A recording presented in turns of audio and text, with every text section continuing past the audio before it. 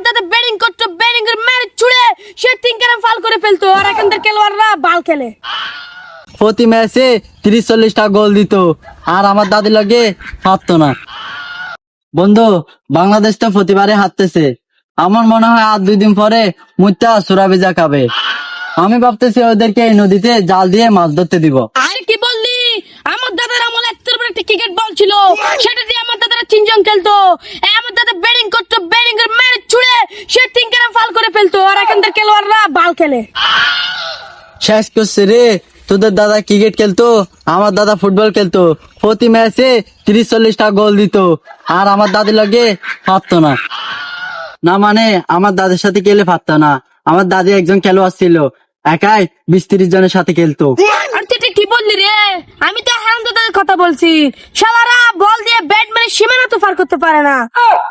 আরে বল দিয়ে ব্যাট মেরে না, ব্যাট দিয়ে বল মেরে। আরে আমার দাদা ফুটবল খেলতো, মেসি আমার দাদার পিছনে 6 ম্যাচ দৌড়াইছিল, তাও আমার দাদাকে ধরতে পারে নাই। আরে তোর দাদা ফুটবল খেলতো, আমার দাদা ক্রিকেট খেলতো।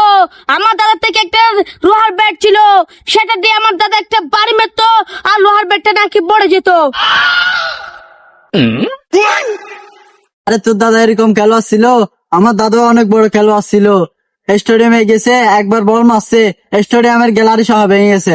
কি রে, তোদের দুজনের খাই দেয় আর কোনো কাজ কাম নাই? দুজন এখানে ফাও ফাও কেন কথা বলতেছস? তোর দাদা আসলে একদম চাইল্লা, বুঝছস?